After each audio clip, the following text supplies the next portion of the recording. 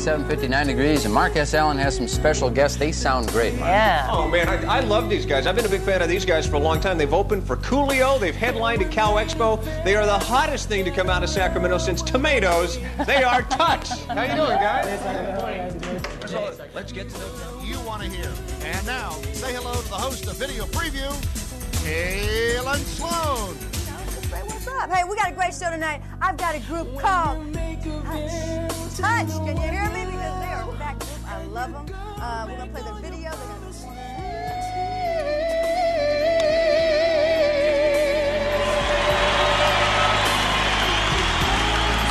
For young men, they're known as Touch, rendering the national anthem as we come back and you catch the final few notes of the anthem tonight. We'll check out right now it's a Polynesian group, but also performing on this stage was a group called Touch, and we had a chance to talk to them about their music. Take a look. No, it's not Boys to Men, although the look and sound are there. However, this group sets itself apart and hopes to touch you with its music. We've been together for a few months now, baby. No more, no more, no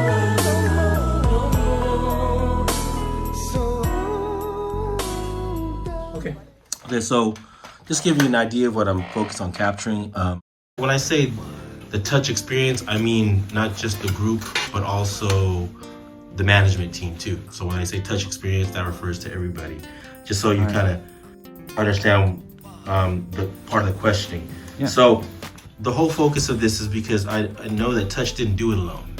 We had you guys, you know what I mean? And things that we weren't able to see, you guys saw. So in order for us to reach a goal, I think if somewhere in between that is a lot of juicy information that led to the success of Touch.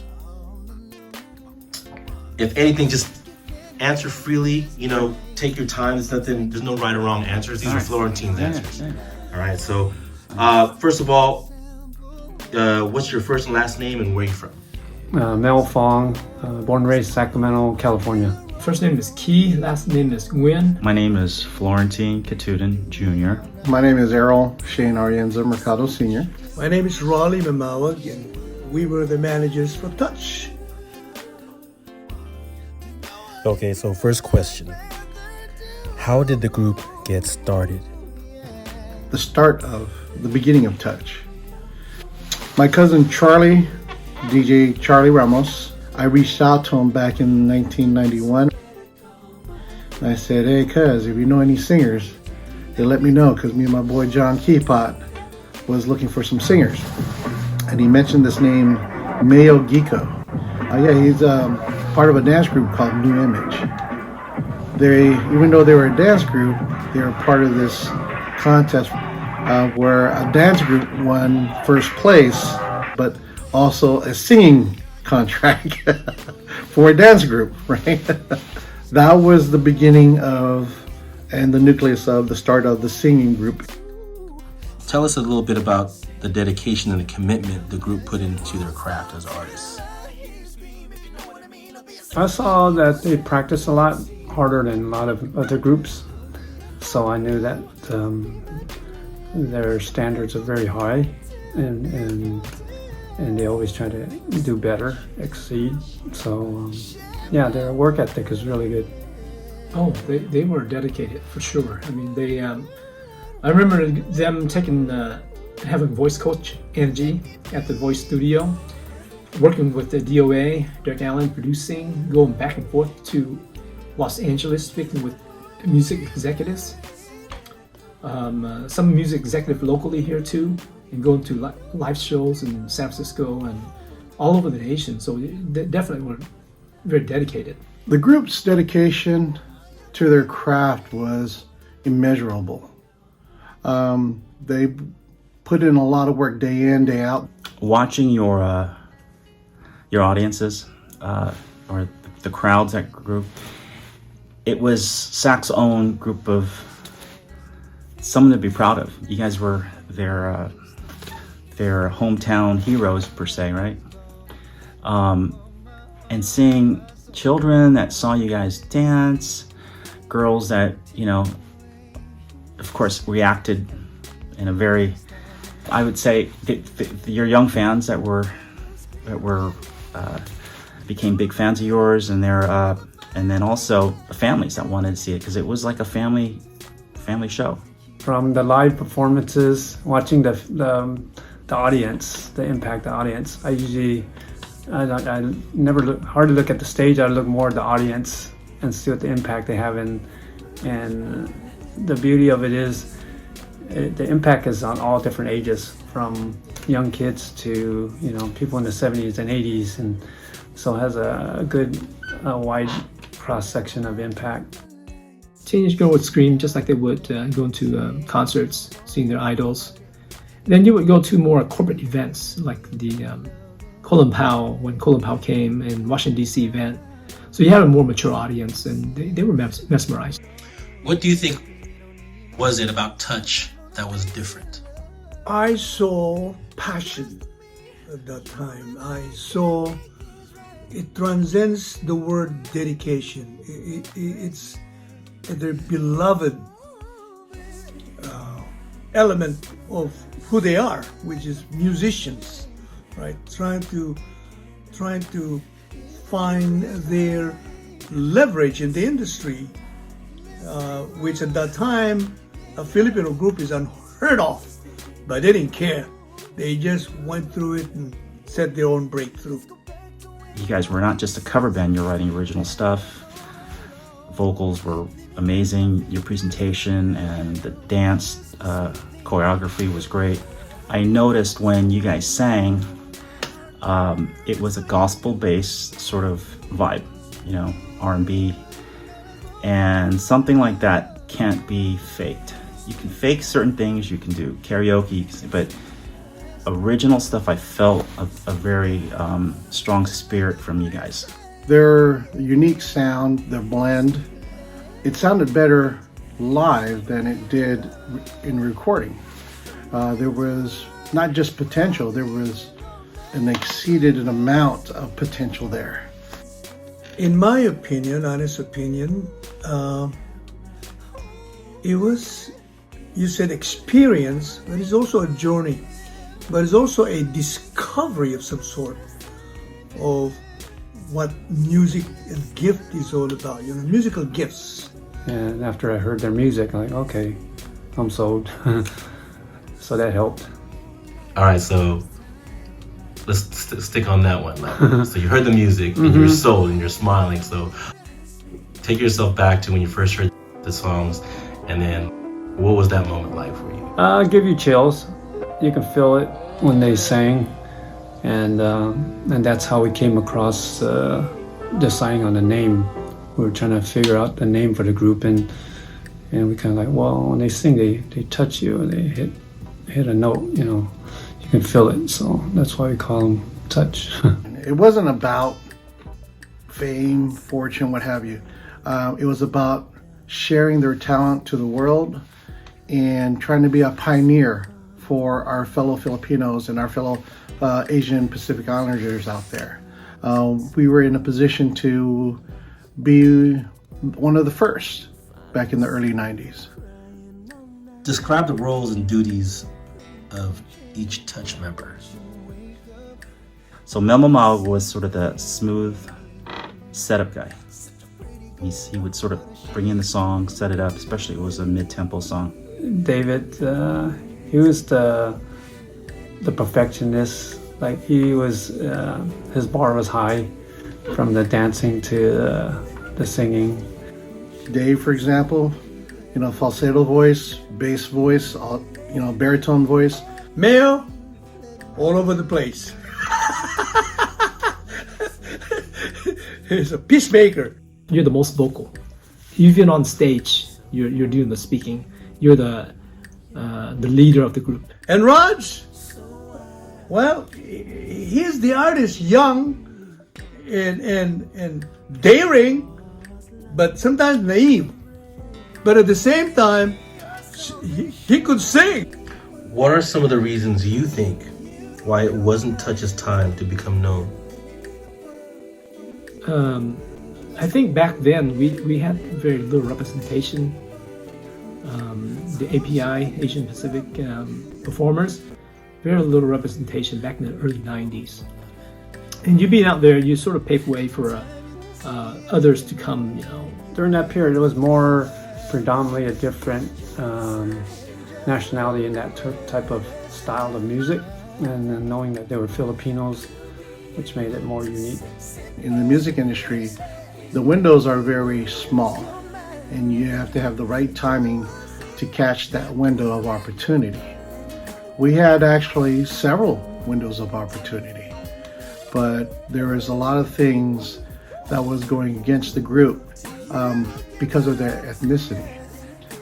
And at that time, on a genre that's dominated by African Americans and Caucasians, a Filipino group trying to fit in there and trying to make a name for itself was something that a lot of labels didn't want to take a risk, even though they really liked the group.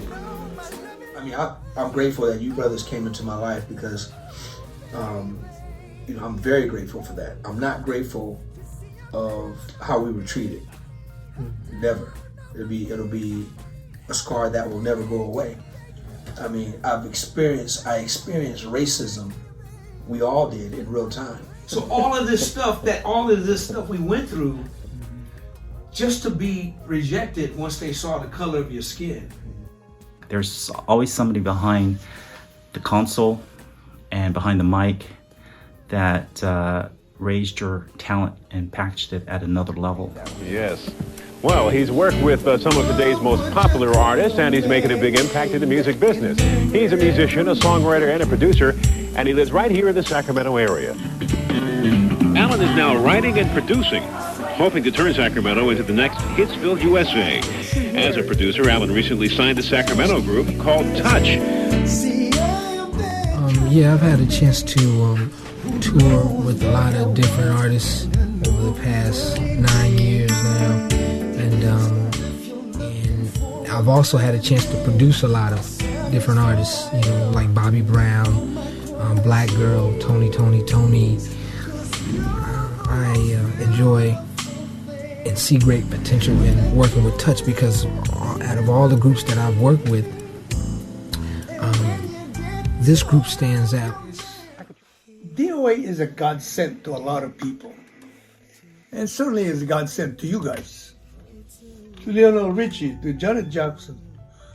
Humble as he is, right? But he's a stature in the music industry. Describe the series of events that led to the inaugural ball. It was a triple effect of all the things that we were doing. The group and the management group, the way that we set it up was one gig led to another gig to another gig. You were on KFBK, you were on KCRA, Channel 3, you were at the King's Game performing, you were at Disney World, Disneyland performing. Well, I was in a conference room right before our group meeting. I grabbed the paper and I saw, well, President Clinton was having his inaugural coming up. Myself, Raleigh, and Errol, we just assembled some ideas together. Mel drew it out had some ideas on a paper placemat at our Chinese restaurant. And he says, if we can do this and this and this, I think we can get him to the White House because your contacts, my contacts, Raleigh's contacts, we can do these things with Errol's technical stuff. We can do all these things together. And about a year and a half later, we were watching you guys perform at this inaugural ball, which was the 1997 presidential election inaugural ball with Bill Clinton. You know, and that's right there, you just hit it, is the purpose of why I wanted to capture everyone's stories about that time. And, you know, Touch wouldn't have been what it was if you guys hadn't been in those sessions, because those were sessions. And you were an artist, you were a management team, and our business team, more or less, kind of like foreseeing for us what was coming. And, you know, when you think about what that means, you helped put the idea of Touch into fruition. And we eventually reached heights that no other Filipino-American singing group in history has done before, which is sing for a president of the United States. We couldn't have done it by ourselves. What we did back then created something for someone else to follow. And I'm hoping that this short documentary will do the same for other artists out there and show, as Filipinos being a part of the Asian Pacific Islander community here in the United States, if you look behind you with all these #1 records, with all these artists in the room that we're in right now, which is DOA's studio, is that Touch had the opportunity to grasp the roots of what music is within the R&B and gospel genres. And I think that's missing in today's music industries. What do you think would have been like if Touch and the management team had social media back then? Oh my God, what a question. My. Just a matter, that question is so profound because you're looking back now with modern digital technology, which we didn't have at that time, and the networking as a result of this, woo! It would be like a fly me to the moon, yeah. But it is what it is. It was what it was. So we accepted our destiny at that time, shall we say? If you just let go and let God have His way, everything's gonna be all right. It ain't over. God bless you.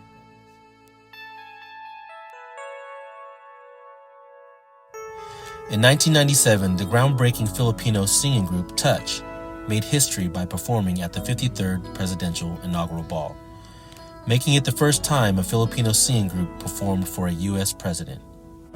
At a time where the entertainment industry was dominated by black and white artists, despite skepticism, Touch always took the stage and stunned its audience. Their performance at the inauguration not only advocated for cultural representation, but marked the dawn of a new era where these unsigned Filipino recording artists shattered racial barriers in the music industry.